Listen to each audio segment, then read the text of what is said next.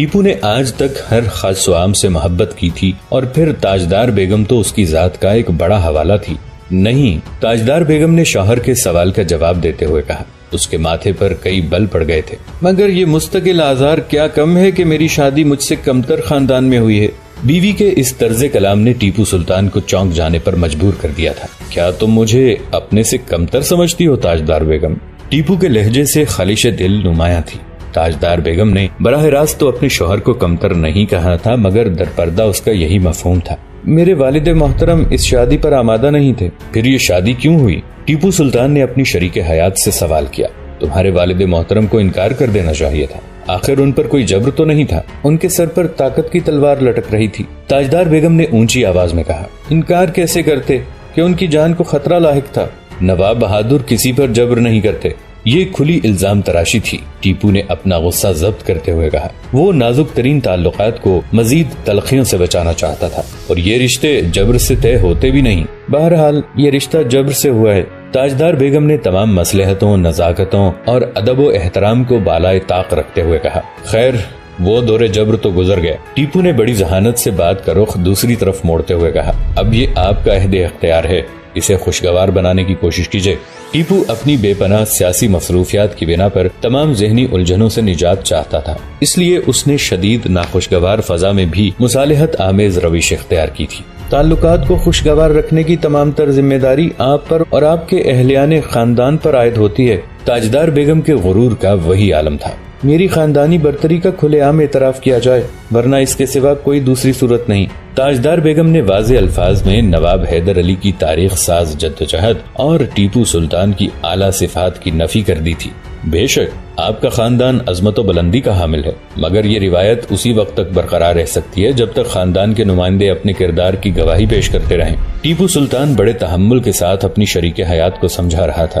اعلان تفاخر خدا کو بھی ناپسند ہے اور اہل دنیا بھی اسے اچھی نظر سے نہیں دیکھتے۔ مجھے اہل دنیا کی ذرا بھی پرواہ نہیں۔ تاجدار بیگم اپنے خیالات کے حصار سے نکلنے پر آمادہ نہیں تھی۔ خدا نے مجھے بڑا پیدا کیا ہے اور میں آخری سانس تک بڑی ہی رہوں گی۔ کوئی انسان اپنے ہم جنسوں کی تحقیر کرنے کے بعد بڑا نہیں رہ سکتا۔ بیوی کی متکبرانہ باتیں سن کر ٹیپو کے دل و دماغ مقدر ہو گئے تھے، مگر پھر بھی وہ اتمام حجت اور اصلاح حال کے لیے تاجدار بیگم سے گفتگو کر رہا تھا۔ ممکن ہے کہ وہ مربت میں زبان سے کچھ نہ کہیں، مگر ان کے دل نفرتوں کے غبار سے بھر جاتے ہیں۔ غلاموں کی نفرتوں کی کوئی حیثیت نہیں۔ تاجدار بیگم کی زبان درازیاں کچھ اور بڑھ گئی تھیں۔ مجھے افسوس ہے کہ امام صاحب کی تربیت نے تمہیں ہلاک کر ڈالا۔ یہ کہتا ہوا ٹیپو اٹھ کھڑا ہوا۔ اس کا اشارہ اپنے خسر کی طرف تھا۔ تاجدار بیگم مغرور ہونے کے ساتھ ایک تنگ دل عورت بھی تھی۔ اس نے شوہر کی بات کا غلط مفہوم لیا اور ناراض ہو کر خسر کے گھر چلی گئی۔ جب حیدر علی کو اس کی خبر ہوئی تو اس نے ٹیپو سے باز پرس کی۔ ولی عہد سلطنت نے اپنے اور تاجدار بیگم کے درمیان ہونے والی ساری گفتگو باپ کے سامنے دہرا دی۔ حیدر علی اپنی بہو کی بدکلامیوں اور گستاخیوں کو نظر انداز کر کے امام صاحب بخشی نائتا کے گھر چلا گیا اور تاجدار بیگم کو واپس لے آیا۔ امام صاحب نے بیٹی کو سمجھانے کی بجائے اس کی آتش غرور اور شوق خود نمائی کو مزید بھڑکا دیا تھا۔ تاجدار بیگم واپس آئی تو اس نے شوہر سے نیا مطالبہ کر دیا، رقیہ بانو کو طلاق دے دی جائے۔ میں اپنی ذات میں کسی کی شرکت برداشت نہیں کر سکتی، یہ براہ راست میری توہین ہے۔ رقیہ بانو میری عزیز بھی ہے تاجدار بیگم۔ پہلی بار ٹیپو سلطان کے لہجے میں تلخی شامل ہو گئی تھی، مگر اس قدر بھی نہیں کہ اس کی زبان بے لگام ہو جاتی اور دہن بگڑ کر رہ جاتا۔ بالفرض وہ ایک کنیز ہوتی تب بھی میں اسے طلاق نہ دیتا، تو پھر مجھے آزاد کر دیا جائے۔ تاجدار بیگم نے خشمگین لہجے میں کہا، آپ سے زیادہ آزاد کون ہوگا؟ ٹیپو سلطان طنزیہ انداز میں مسکرانے لگا۔ جس عورت کے دل سے شوہر کا احترام رخصت ہو جائے اور جسے اپنی زبان پر قابو نہ رہے، اس سے زیادہ آزاد کون ہو سکتا ہے؟ کوئی بھی نہیں تاجدار بیگم، مگر جہاں تک طلاق کا تعلق ہے تو مجھ سے اس گالی کی توقع نہ رکھیں۔ خدا کا شکر ہے کہ میں نے اپنی زبان ہمیشہ پاک رکھی ہے۔ طلاق گالی نہیں ہے۔ تاجدار بیگم بڑی بے باکی کے ساتھ اپنے شوہر سے جرا کر رہی تھی۔ یہ میرا حق ہے۔ آپ کے حقوق کیا ہیں میں انہیں خوب پہچانتا ہوں۔ ٹیپو کی آواز کسی قدر بلند ہو گئی تھی، مگر اس میں آمرانہ غصے کی آمیزش نہیں تھی۔ شاید آپ کو اپنی خاندانی عظمتوں کا لحاظ نہ ہو، مگر مجھے اپنی خاندانی نجابت کا بہت زیادہ احساس ہے۔ غور سے سنو تاجدار بیگم، میں ٹیپو سلطان ہوں، نواب حیدر علی کا بیٹا۔ میرا تعلق بھی سرزمین عرب سے ہے اور میں بھی ایک معزز قبیلے کا فرد ہوں۔ میرے بزرگوں نے جو کچھ حاصل کیا ہے وہ سب آسمانی بخشش اور عطا ہے۔ خدا جسے چاہے سرفراز کرے اور جسے چاہے ذلیل و رسوا کر دے۔ میں نہ اپنے نسب نامے پر فخر کرتا ہوں اور نہ دولت و اقتدار پر۔ ہاں، اگر میرے سینے پر کوئی تمغہ غرور آویزاں ہے تو بس یہ کہ میں اللہ کا ایک عاجز بندہ ہوں اور رسول عربی صلی اللہ علیہ وآلہ وسلم کا ادنا ترین امتی۔ اس کے سوا نہ مجھ میں کچھ ہے اور نہ تم میں۔ اگر تم نے میری بات سمجھنے کی کوشش کی تو فلاح پا جاؤ گی۔ ٹیپو سلطان نے تاجدار بیگم کو راہ راست پر لانے کی بہت کوشش کی، لیکن وہ مغرور اور سرکش عورت اپنے بزرگوں کی عظمتوں کے ترانے گاتی رہی اور اس حقیقت کو سمجھ ہی نہیں سکی کہ ریاست میسور میں اس کے بزرگوں کو اعلیٰ مناصب بھی نواب حیدر علی نے ہی عطا کیے ہیں۔ اگر کبھی اتفاق سے تاجدار بیگم کے ذہن میں اصلاح کی لہر اٹھتی بھی تو اس کا باپ امام صاحب بخشی نائتا فوراً ہی اپنی خاندانی عظمت اور قومی برتری کا راگ چھیڑ دیتا اور تاجدار بیگم پرانے راستے پر لوٹ جاتی۔ اس کے برعکس ٹیپو سلطان کی دوسری بیوی رقیہ بانو ایک نہایت ذہین اور وفاشیار خاتون تھی۔ وہ شوہر کو ہر قسم کی ذہنی الجھن سے محفوظ رکھنا چاہتی تھی۔ اگر تاجدار بیگم اس بات سے خوش ہوتی ہیں کہ آپ اپنا زیادہ وقت ان کے پاس گزاریں تو میری طرف سے اجازت ہے، آپ کبھی میرے ہونٹوں پر حرف شکایت نہیں دیکھیں گے۔ رقیہ بانو بڑی فراخ دلی کے ساتھ شوہر کو مشورہ دیتی۔ ہم عورتوں کا کیا ہے کہ ہمیں ناز و ادا کی بے حد نمائش کے سوا کچھ آگاہی نہیں۔ آپ ان فروعات میں الجھ کر محل کے آراستہ کمروں کی طرف نہ دیکھیں کہ آپ ریاست کی سرحدوں کے نگران ہیں، رعایا کے حقوق کے محافظ ہیں اور آپ کے کندھوں پر بے حساب ذمہ داریوں کا بارے گرا ہے۔ اگر آپ فاتح ہیں تو ہم کنیزیں بھی سرخرو ہیں، ورنہ پھر کیا باقی ہے؟ کچھ بھی نہیں۔ ٹیپو سلطان اپنی جانثار شریک حیات کی باتیں سن کر مسکرانے لگتا۔ نہیں بانو، میں تمہارے حقوق کسی دوسری عورت کے دامن میں نہیں ڈال سکتا۔ ہر شخص اپنے اعمال کا جواب دہ ہے۔ تاجدار بیگم اپنی فرش ناشناسی اور گستاخیوں کے باوجود مجھے بے مہر نہیں پائیں گی۔ اسی دوران ایک دن نواب حیدر علی کو اپنی پیٹھ میں ہلکی ہلکی تکلیف محسوس ہوئی۔ کچھ دن تک تو والی میسور نے اس طرف دھیان نہیں دیا، مگر جب یہ مسلسل سوزش تیز درد میں تبدیل ہو گئی تو اس نے طبیب خاص کو بلا کر اپنی شکایت بیان کی۔ طبیب خاص نے معائنہ کرنے کے بعد بتایا کہ ایک معمولی سا پھوڑا ہے جس کے اندر مواد پک رہا ہے اور درد کی شدت اس مواد کے سبب ہے۔ کئی ماہ تک مختلف دوائیاں استعمال کی گئیں، مگر جب درد میں کوئی کمی نہیں ہوئی تو طبیب خاص کے مشورے پر ریاست کے ماہر جراح نے پھوڑے میں شگاف ڈال کر سارا مواد باہر نکال دیا۔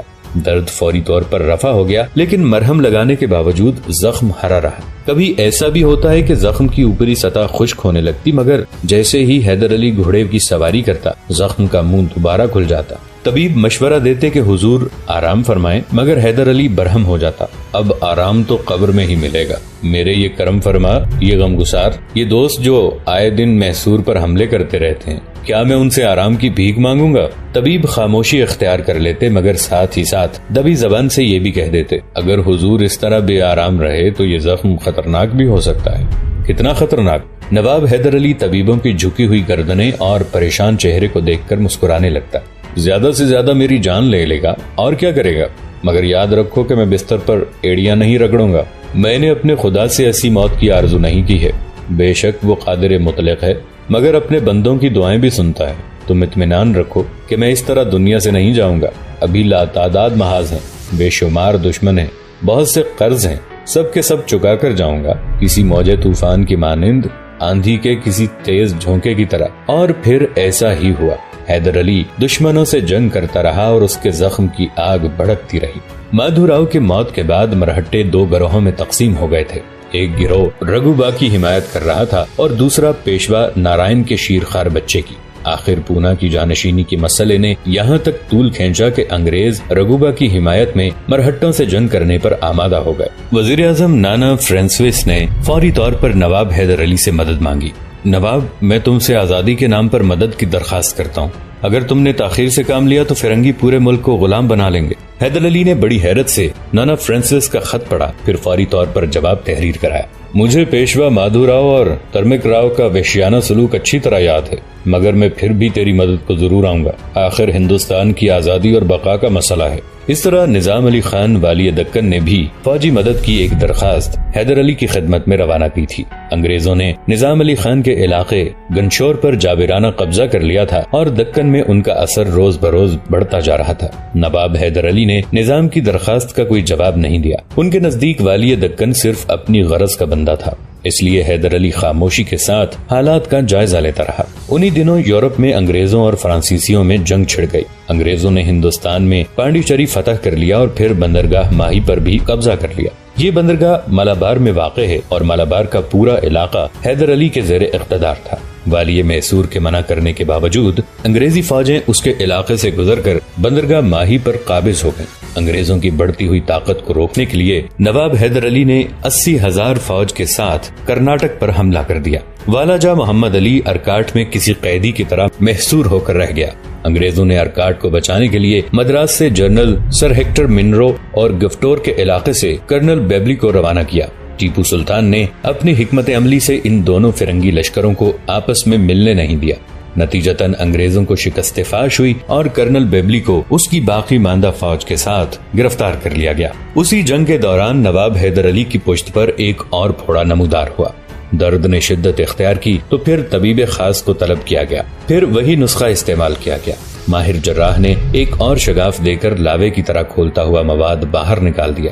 حیدر علی کو کچھ سکون ہوا تو وہ اپنی فوج لے کر آگے بڑھا اور نواب والاجا محمد علی کے دارالحکومت ارکاٹ کی اینٹ سے اینٹ بجا دی۔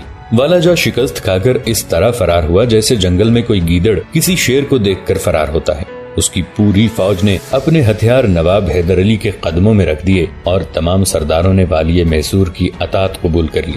والاجا محمد علی بمشکل 10-15 سپاہیوں کے ہمراہ ارکاٹ سے فرار ہو کر مدراس پہنچا اور اس نے انگریز گورنر کے پیروں پر سر رکھ دیا۔ آقا، میری فریاد شاہ انگلستان تک پہنچا دیجئے۔ حیدر علی ارکاٹ کی بے گناہ رعایا پر ایسے مظالم ڈھا رہا ہے کہ اس کی مثال کسی وحشی قوم میں بھی نہیں ملے گی۔ نواب ارکاٹ نے کھلا جھوٹ بولا تھا۔ گورنر مدراس نے حیدر علی کے ظلم و ستم کی اسی داستان کو مزید رنگ آمیزی کے ساتھ اپنے خطوط کے ذریعے انگلستان کے دربار تک پہنچا دیا۔ والاجا محمد علی کے جاسوسوں میں سے سید حمید کمیدان، راجہ بیربر اور میر صادق علی نے نواب حیدر علی کی ملازمت اختیار کر لی۔ میر صادق علی ان میں سب سے بڑا عیار اور شاطر تھا۔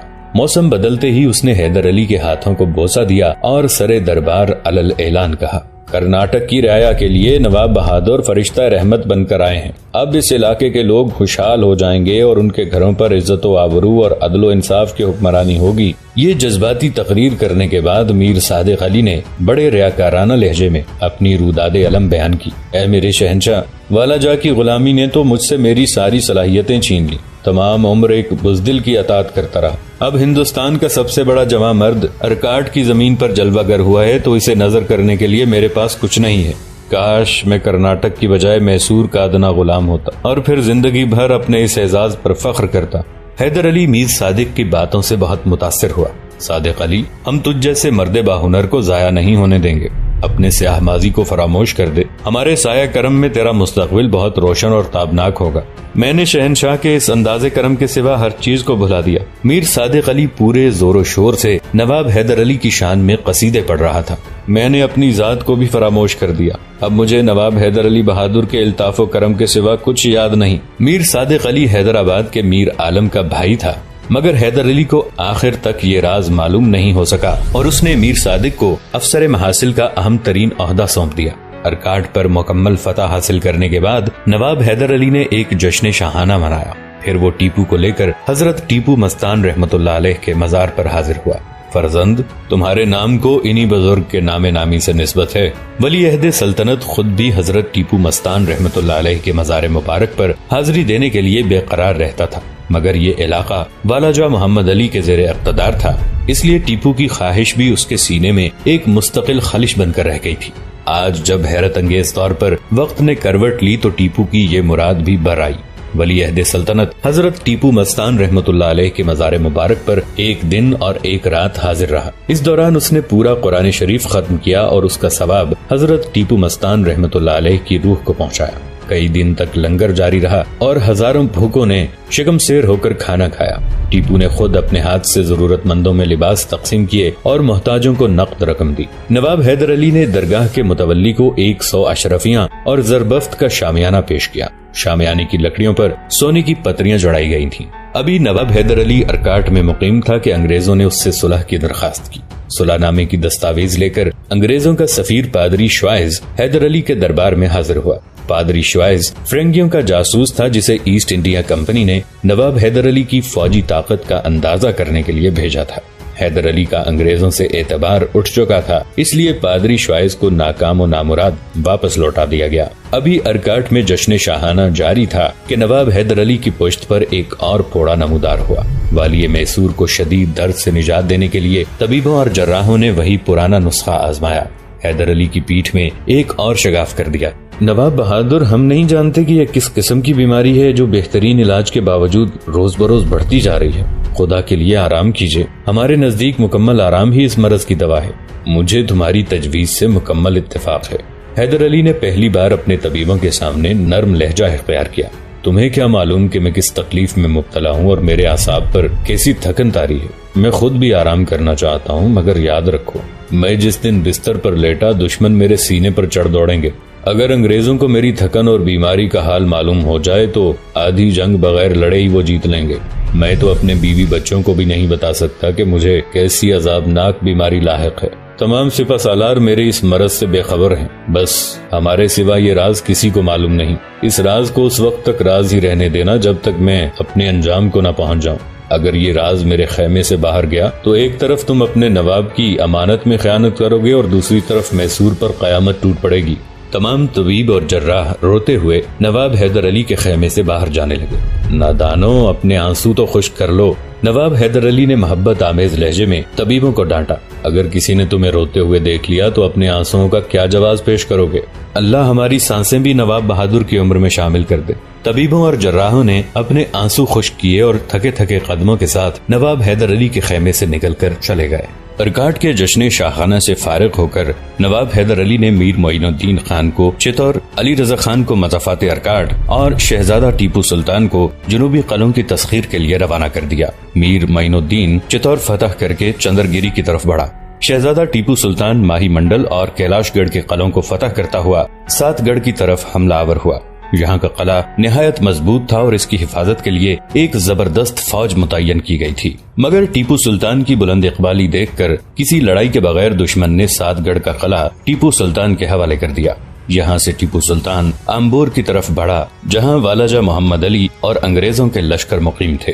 15 دن کے محاصرے کے بعد ٹیپو نے آمبور بھی فتح کر لیا۔ فتح آمبور کے بعد ٹیپو سلطان کو کوہ راوت اور نیلور پر قبضہ کر کے تپاک گڑھ پر حملہ آور ہوا جہاں انگریز سپاہ متعین تھی۔ چند دن کی لڑائی کے بعد یہ قلعہ بھی فتح ہو گیا اور قلعہ داروں کو امان دے دی گئی، مگر قلعے والوں نے ٹیپو سلطان کے خیموں میں آ کر غداری کی۔ اس جرم میں وہ سب کے سب قتل کر دیے گئے اور انگریز قیدیوں کو سرنگا پٹم بھیج دیا گیا۔ والی میسور کی فتوحات کا دائرہ اس قدر وسیع ہو گیا تھا کہ چند ساحلی مقامات کو چھوڑ کر کرناٹک کا پورا علاقہ حیدری فوج کے تصرف میں تھا۔ جب وان ہیسٹنگز کو یہ خبر ملی کہ مدراس کا پورا علاقہ انگریزوں کے ہاتھ سے نکل گیا ہے تو اس نے جنرل اسٹرائٹ کوٹ کو بحری راستے سے مدراس بھیجا۔ جنرل اسٹرائٹ کوٹ نے اپنی عسکری صلاحیتوں کے باعث بنگال میں بہت نام پیدا کیا تھا۔ جنرل اسٹرائٹ کوٹ کوہمور سے نکل کر وانڈی واش پہنچا جہاں کپتان فلنٹ محصور تھا۔ انگریزوں کی اس نئی فوج کے آتے ہی حیدری فوج محاصرہ اٹھا کر محمود بندر چلی گئی۔ جنرل کوٹ نے وانڈی واش پر قبضہ کر کے محمود بندر پر چڑھائی کر دی۔ اس خبر کے سنتے ہی نواب حیدر علی اور ٹیپو سلطان بھی محمود بندر پہنچ گئے۔ یہاں انگریزی فوج اور حیدر علی کے لشکر کے درمیان ایک خون ریز جنگ ہوئی۔ جب جنرل اسٹرائٹ کوٹ کو یہ معلوم ہوا کہ نواب حیدر علی بھی میدان جنگ میں موجود ہے تو اس نے انگریزی جہازوں کو اسی مقام پر گولہ باری کرنے کا حکم دیا۔ مجبوراً نواب حیدر علی کو پیچھے ہٹ جانا پڑا۔ والی میسور کے پیچھے ہٹتے ہی انگریزی فوجوں نے آگے بڑھ کر حصار قلعہ پر قبضہ کر لیا۔ اس جنگ کے دوران نواب حیدر علی کے برادر نسبتی میر علی رضا خان پر ایک گولہ آ کر گرا اور وہ جاں بحق ہو گیا۔ حیدر علی نے اسی وقت میر علی رضا خان کی لاش کرم کنڈا روانہ کر دی۔ یہ پہلا موقع تھا کہ انگریزی جہازوں نے بھی جنگ میں حصہ لیا تھا۔ حیدر علی کی فوجیں انگریزوں کی اس کارروائی کا جواب دینے سے قاصر تھیں، اس لیے ان کا بہت جانی نقصان ہوا۔ مجبوراً نواب حیدر علی اپنی فوجوں کو موت کے منہ سے نکال کر ٹنڈی وانم چلا گیا اور محمود بندر پر انگریزوں کا قبضہ ہو گیا۔ نواب حیدر علی نے اس شکست کا ازالہ کرنا چاہا مگر وقت اس کے ہاتھ سے نکل گیا تھا۔ مدراس پہنچ کر جنرل سائر کوٹ کا انتقال ہو گیا اور اس کی جگہ جنرل اسٹیورٹ کو سپہ سالار بنا دیا گیا۔ اسی دوران انگلستان سے نیا گورنر لارڈ میکانٹی مدراس آ گیا کیونکہ یورپ میں انگریزوں اور ڈچوں کے درمیان جنگ چھڑ گئی تھی۔ اس لیے لارڈ میکانٹی نے آتے ہی انگریزی فوج کو ڈچوں کے علاقے ناگ پٹم پر قبضہ کرنے کا حکم دے دیا۔ دوستو، آج کے لیے اتنا ہی۔ اسی کہانی کی اگلی قسط کے ساتھ بہت جلد حاضر ہوں گے۔ نیچے کامنٹ سیکشن میں اپنی رائے کا اظہار ضرور کیجیے گا۔ ہمارے اس چینل کو سبسکرائب کر کے نیچے موجود بیل آئیکن کو بھی ضرور کلک کیجیے گا۔ اگلی ملاقات تک کے لیے ہمارا اور آپ کا اللہ نگہبان۔